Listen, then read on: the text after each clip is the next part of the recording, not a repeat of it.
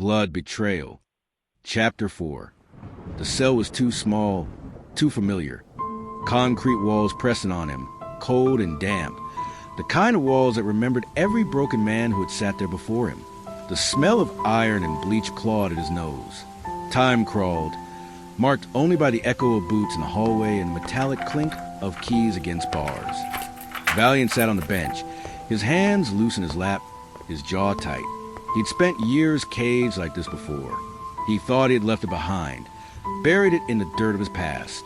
Now it had come crawling back, dragging him down into the same shadows. But this time felt different. He wasn't guilty, and that meant someone wanted him here. Hours passed before Detective Harris returned. The man carried a paper cup of coffee, and that same look of tired suspicion.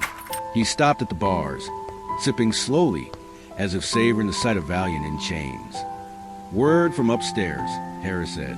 "You're staying a little longer. Seems the DA's office wants this wrapped up quick." Valiant frowned. "The DA's office?" Harris smirked. "Yeah, your brother had friends in high places.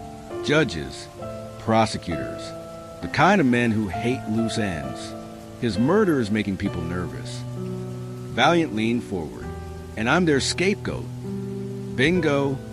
Harris shrugged. Ex-con with a temper. Walked in on his wife cheating. Motives clean as glass. Makes my job easy. Valiant stared at him, cold and unblinking. Too easy. Something flickered in Harris's eyes then. Doubt, maybe, or unease. But he covered it with another sip of coffee. "Don't start thinking you're smarter than you are, Kane. I've seen your kind. You don't outplay the system. The system eats you alive." When Harris walked away, the words echoed in the silence. "The DA's office wants this wrapped up quick." Valiant felt the knot tighten in his chest. This wasn't about justice. This was about control. Someone, maybe more than one someone, was pulling strings in the shadows, making sure Victor's death landed squarely on his shoulders. But why?